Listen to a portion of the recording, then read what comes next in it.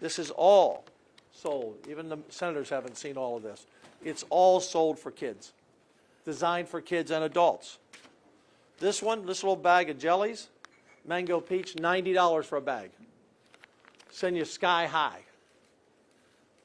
We have no idea. Some of these things are so mislabeled, and the police will talk about that in a moment. No one knows what's in any of this. This is why we passed Senate Bill 3. This is why the House passed Senate Bill 3, to ban these products. Sour bells, slices. How about gummy worms? Gummy worms. This is what parents, you need to tell this story so that parents understand the 8,000 shops have been put in Texas in the last 3 years, many of them without permits, selling this to their kids to destroy their kids. And why would drug dealers seize Texas? Because they found a loophole in the hemp bill, which Charles Perry will talk about. And they want to hook our generation of young people today for a lifetime of drugs. And you need to sell that story. This is what it's all about. And it's not just kids buying this. Adults buy it, give it to kids. Adults buy it for themselves. We had horrendous testimony of one 22-year-old who bought this. I don't know what product it was. I think she said wedding cake. He stepped in front of a train and got run over, killed. This is serious business. This is not Dan's folly. This is not Dan's priority. This is to save an entire generation of being hooked on drugs. And I need for you all to take this story seriously. Because does anyone want to try any of this? Would you buy anything off the shelf that you didn't know what was in it? That could change your whole mental state for the rest of your life? Would you want that? Anybody want this bag? Okay. You want it? I don't think you want it. You wouldn't dare buy it. You wouldn't let your children or your grandchildren buy it. And by the way, come September, all this will be illegal anyway. So I'll be turning this over to the police before I leave here. You don't know what's in it. No one knows what's in it. This is not a game. In essence, the loopholes for Delta 8 and Delta 10 that were created around the natural hemp of Delta 9, they have come into this state and used our state to be a drug dealer. And we will not let the state of Texas be in the drug business of making these products available on the shelves. Charles Perry, let me turn it to you. Thank you, Lieutenant Governor. And we started this session with this issue, and I never doubted the legislature would respond. The vote to ban stuff that arguably nobody can argue against is harmful. Reflects the conscience of 181 members, the majority, bipartisan on both chambers, that there is a limit. In 19, we had an opportunity to develop an ag industry that would provide a product that served a real need in the way of fiber, construction, substitute for wood and lumber. And I warned at that point in 19 that if this stuff was to happen, we would get rid of you. And they didn't believe it. In 21, I filed a bill to get rid of them. In 23, I filed a bill to get rid of them. It took about 4 years, unfortunately, and lives lost and lives ruined to get it to the level and awareness that I was able to bring it to that level for the legislature to fully understand and communities to get behind what needed to be done. Our law enforcers have been living this nightmare since 2021, and it's over today. Just for the ag conversation, there's a narrative out there that we're killing the hemp business in agriculture. Here's the facts that nobody wants to talk about. I've seen it in article. There was 184 acres, I believe, of hemp produced and tested in Texas in 2024.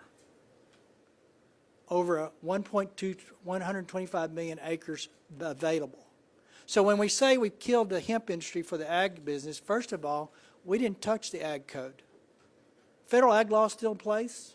If you're under compliance with the federal ag law and you're doing stuff for fiber and stock and production for those other products that we hope to do, you didn't get affected by this. But if you're doing hemp that ultimately ended up as a Delta 8 or a Delta 10 or hot going forward, you're out of business, and you should be. I'm proud of the way the Texas legislature took this on. This is not easy, right?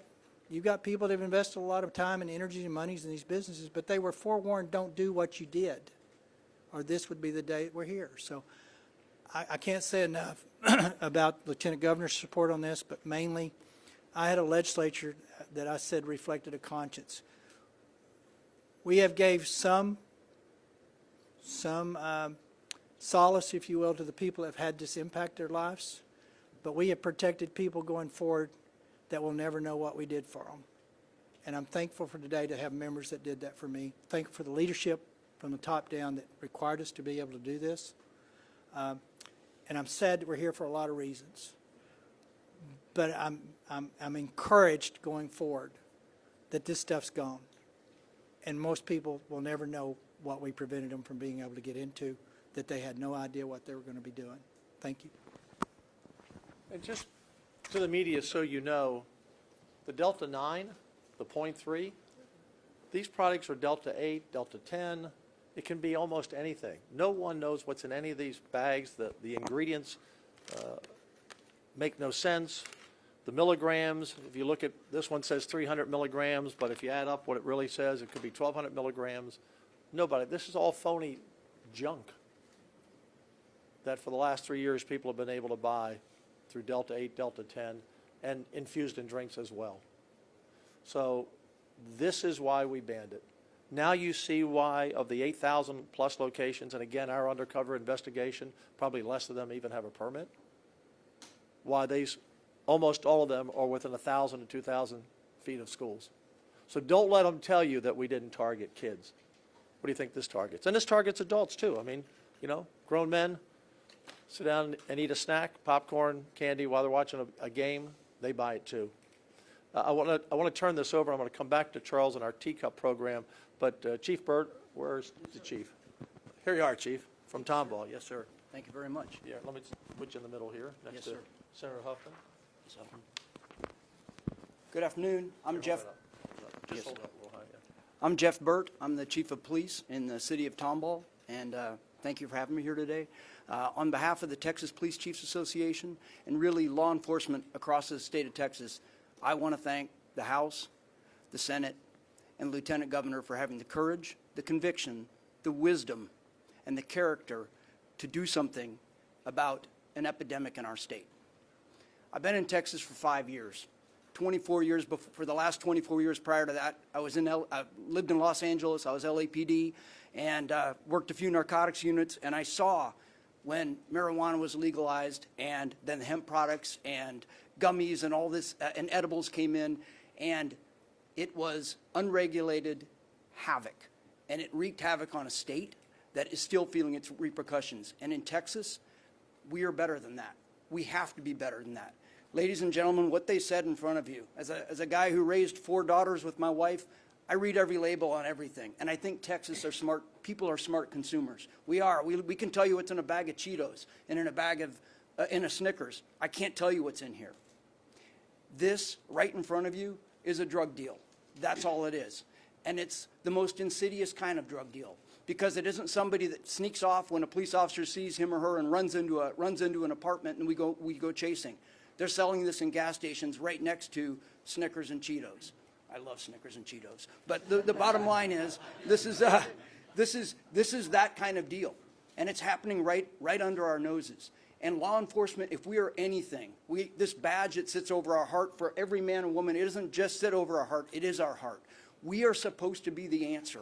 We are supposed to come to people's aid and solve problems. And when we can't test this in a cost-effective way or to understand even what's in it, we're at a loss.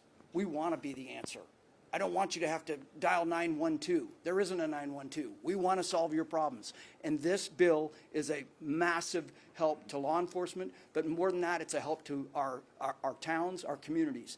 In the city of Tomball, beautiful little place, there are 3 times as many establishments that sell THC edibles as there are family restaurants. So this is a big deal, and it's I'm so grateful and stand by the Lieutenant Governor and the House and the Senate and law enforcement. Thanks you all for your dedication. Thank you, Chief. Yes, Thank you, sir. Oh, I'll just go there. Guy Willis, where are you, Guy? DA from Collin. Is Guy here? Right here, sir. Oh, come on up. Oh, hey, Guy. I didn't see you in the crowd. Grab the mic there. Hold it close. Good afternoon, Greg Willis, Criminal District Attorney in Collin County. I think Senate Bill 3 is all about closing this loophole that is literally swallowing our next generation. It's a loophole so large that an entire industry has been able to walk through it and at the same time reach into our kids' minds and deform them in some ways. We're talking high-potency synthetic THCs, candies, gummies, colorful vape pens. That's all been sold as legal hemp. Now, if you look at it, you can see around here, this stuff is packaged. It looks harmless. It looks fun. It looks kid-friendly. And there's no mistake in that because they are targeting our kids. Targeting our kids. Not adults, not patients, but our kids. And in Collin County, we see the results of it. We see the psychotic episodes.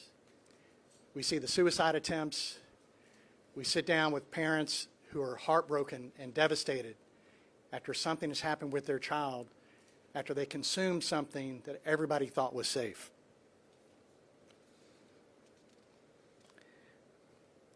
Basically, if you want to sum it up, I don't know if Senator Perry would agree with this and Lieutenant Governor Patrick, but basically, if it gets you high, it's not legal hemp. If it gets you high, it's not legal hemp. And it certainly doesn't belong on a shelf next to some Skittles. Now, there's some powerful voices that are causing some confusion. They're working hard to cause some confusion. But let me tell you this. There's no confusion in the emergency room. There's no confusion when a parent sits across from me, heartbroken and devastated, having no idea that their child could consume something so dangerous, and that was legal nonetheless. SB 3 is focused, it's necessary, and it's urgent. This is how we protect our kids. This is how we protect mental health. And this is how we fix a law that has failed to protect either one. I applaud the Lieutenant Governor, Senator Perry, both houses for passing this legislation, and in so doing, standing with Texas families, law enforcement, and public health. Now I'd like to turn it over to Chambers County Sheriff Brian Hawthorne. Where is that? Oh, here we go. Thank you, Prosecutor. I'm Brian Hawthorne. I'm the Chambers County Sheriff just east of Houston on Interstate 10. I think it's important for everybody to know the little town of Winnie in Chambers County has more retail stores that are selling THC products than we do fast food, and that's on the interstate. So that ought to tell somebody something. When I first got into law enforcement, we worried about lots of different drugs, but over the last, say, 10 years, we used to really worry about the cocaine out of Colombia or the methamphetamine out of Mexico. I now worry about the baked goods coming out of California and the candy coming out of Colorado. And what's really interesting is the fact that many of these products that the Lieutenant Governor has here on the table, they don't allow them to be sold in their state. They just ship them to us to poison our children. So on behalf of the Sheriff's Association of Texas, we stand with Senator Perry for authoring this bill, and we stand with Lieutenant Governor for moving this bill. And thank you to the House for moving this bill along with us. And the Sheriffs of Texas support everything that the House of Representatives and the Texas Senate are doing to try and save our children. Thank you. And thank you, Chief. Thank you, Sheriff. John Wilkerson, 10 PA. Hey, John, come on up.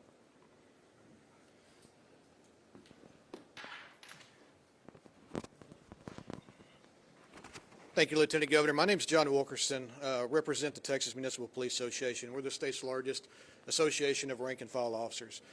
You heard a lot about what these products are doing, but what I want to echo to you is what our members are telling us. Our members are the folks that are out there working the streets at midnight, the ones that are having to go knock on doors and give bad information to parents whose children were killed because they got involved with some of this stuff, right, that you see right here in front of you. Our members have identified that this has been a problem for a long time. And from the rank and file, we just want to say thank you, Senator Perry, thank you, senators, and more importantly, thank you, Lieutenant Governor Dan Patrick, for listening to those that are out there keeping this great state safe. Thank you. Thank you. Appreciate it. Thank you, sir.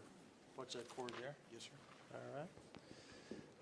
Also want to recognize Tom Oliverson from the House, who helped us with the Compassionate Use Program. We are launching the biggest compassionate use program in the country with Charles Perry, going from 3 licenses to 12 licenses, expanding to chronic pain and terminal illness, because some people have said, well, what happens when this goes away? And you know, the people who are saying that are the people making all the profit off of this. They don't care about the health of adults or children. They care about making a profit. That's all they care about. But we wanted to respond to that. And so we have expanded that program, working with the only pain person we have in the legislature, Tom Oliverson.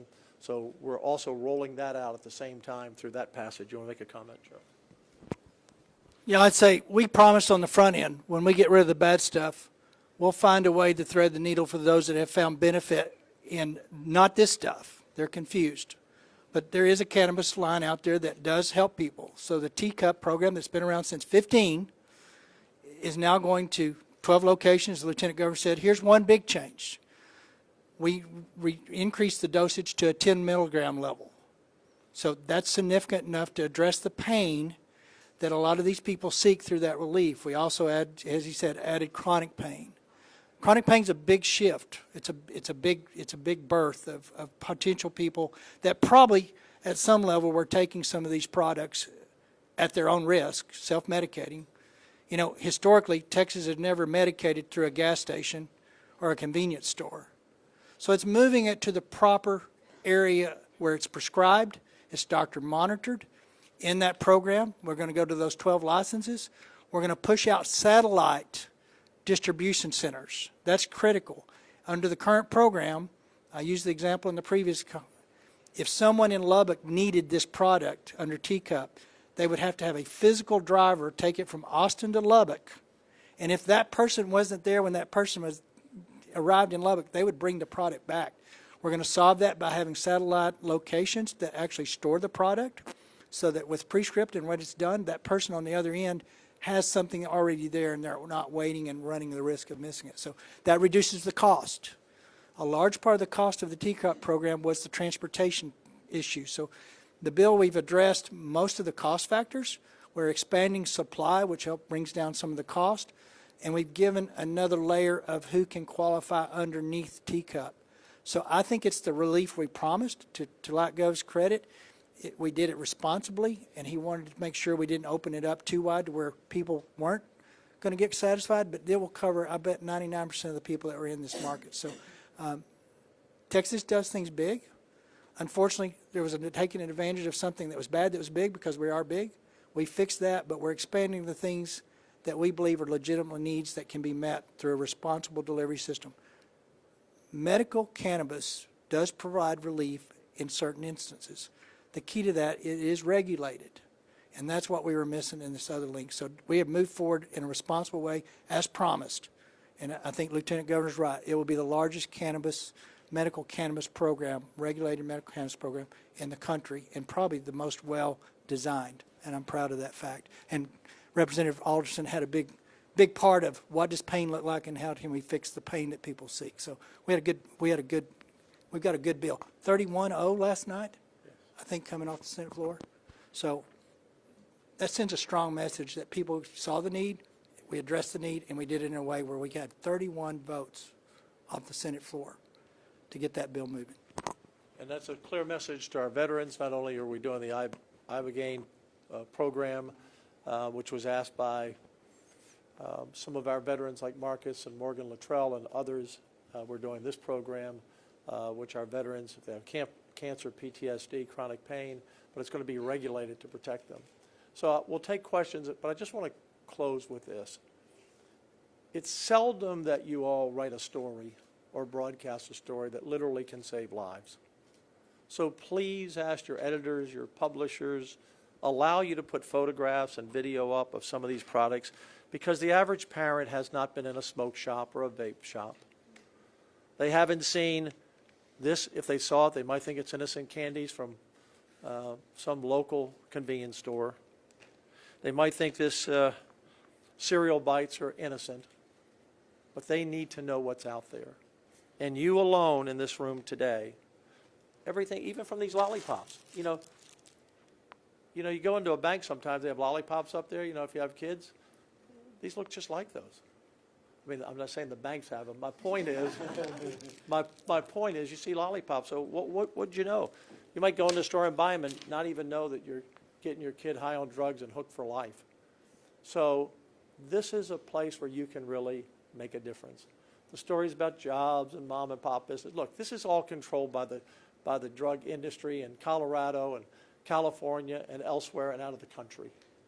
So they never dreamed we would ban it. They thought they had hit the gold mine in Texas. And I'm proud of the senators and the House members that stood up and said, you're not going to do this in Texas. You're not going to do it. So tell the story. Educate the public, because a lot of the public is still unsure of what this is all about. A lot of people never heard of THC. I was told by one of the staffers the other day, people in the Capitol didn't know what it was about, many. So help educate the public on this, because you will be saving lives. Any questions? Are you worried about a veto? I'm not. I pass bills, the governor signs or vetoes them. I know the governor, I know where his heart is, and I know where he wants to be to protect children and adults. Lieutenant Governor, Yes.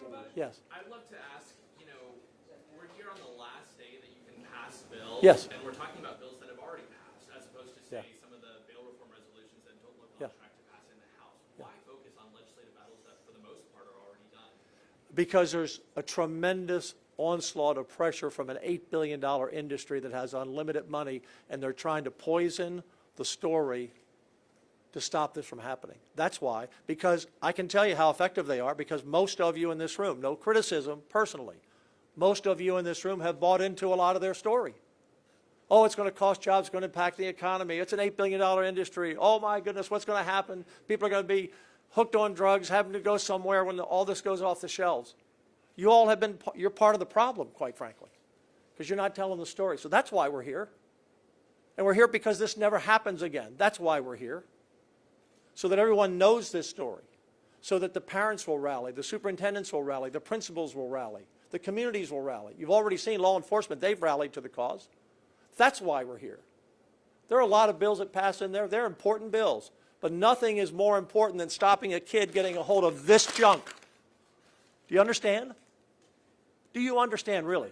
But how does it get stopped if it's passed? That's what the question. Because we're going to ban it, and it's going to be because it's going to be banned. How does the ban get stopped at this point? It's on the way to the governor. Because the industry is doing everything they can to. I'm not worried about the governor. I'm worried about the pressure on the media and the general public to try to keep this going in some way and bring it back, or stay alive. Look, they're all going to file lawsuits. We know that's going to happen. These are bad actors. These are people who want to kill your kids, and they don't give a damn. So we'll fight this all the way. But that's why we're here today. This might be the most important bill we pass in this session. I understand wanting to protect children, but you have grown adults who are using these products too. Yeah. Is there a way to do this where grown adults can still have access? No, look, we don't want adults having this either. What are you, crazy? You want to go home and eat a bag of this tonight? See if you're here tomorrow? We focus on kids because that's where they built the shops, but adults are buying this stuff too. Make no mistake. We want to protect the 20 and the 30 and the 40 and the 50-year-olds too. We don't want anybody buying anything off the shelf that could kill them or ruin their mental state for the rest of their lives. The young man who was 22, who stepped in front of a train after he ate some of this junk, He wasn't a kid. He was an adult. That's crazy talk. That's the kind of talk, the reason why we're here. Media that would say something as stupid as that.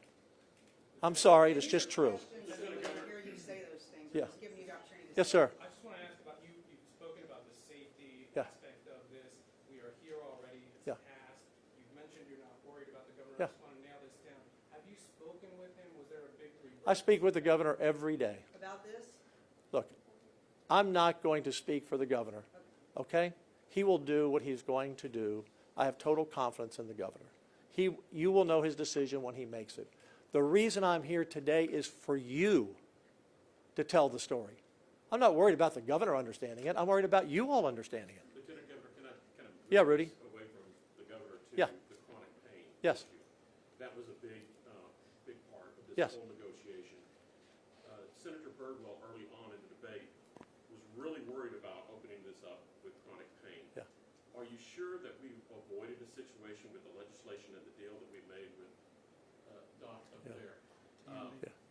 Yeah, look, Addressing the chronic pain, yeah. we're not opening up Pandora's no, box. no, We're not I'm totally confident. That's why everyone said in the beginning, well, how come the Senate's not dealing with chronic pain? Because we wanted to spend time. Tom happens to be my next door neighbor. We've spent hours and hours talking about this. But all bills don't pass like that. So your message to the people who have been saying, I've been self-medicating, this has helped. Which is this stuff has dangerous. helped me. I understand what you're saying, but there are people who say, this stuff has helped me. So your message to those individuals in regards to this chronic pain deal, is that going to solve in?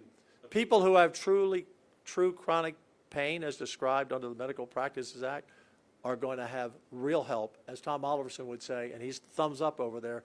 He's the last guy that wants to see, and he's a pain doctor. He's a pain doctor. He brought the amendment to ban all of this. He doesn't want to see people self-medicate. You can't, as Charles said, you can't self-medicate yourself at a gasoline station or at a smoke shop. You can't do that. You don't know, whether you're 40 or 14, you have no idea what you're doing to your body and to your mental health. One last question. So you have applications are due next year. Yeah. It takes some time to set up for new businesses and Yeah. locations Yeah. out in the rural areas. But this stuff gets banned in September. What do Yeah. people do between September and when THC gets released now? Charles? We're moving it forward. So, to be clear, it's TMB, Texas Medical Board's definition of chronic pain. I searched high and low to figure out who was. Multiple people gave me the definition. So it's consistent, and it addresses acute versus chronic. That's what puts the definition in there. To your question, we have currently 3 licensures. One is active, the other 2 are dormant. What we hope to do is get those guys with the satellites as soon as possible. We ought to be able to have enough rules, and DPS ought to get those guys out in the field as quick as possible. Then we add 9 more, and the first 3 are required to come through an existing 150 applicants that are sitting at DPS today. They had a 2/23 deadline. They were in the system. They've been sitting there waiting for approval. So that's the low-hanging pool, if you will, to pull the next 3 from for sure. We did not prohibit the DPS from using all of the 9 there. We gave them the flexibility to open it up if they didn't find the people in those groups they needed. So the next 3 are supposed to be in place, I believe, by April 1st of 26.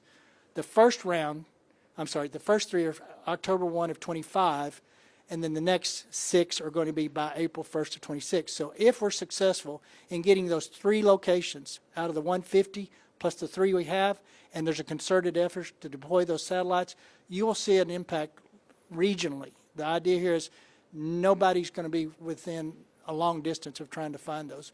But we have 3. 2 of them will get reactivated. The one that's very active is ready to go. Those satellites will be rules propagated and in place, I hope, by mid-October. It shouldn't take that long.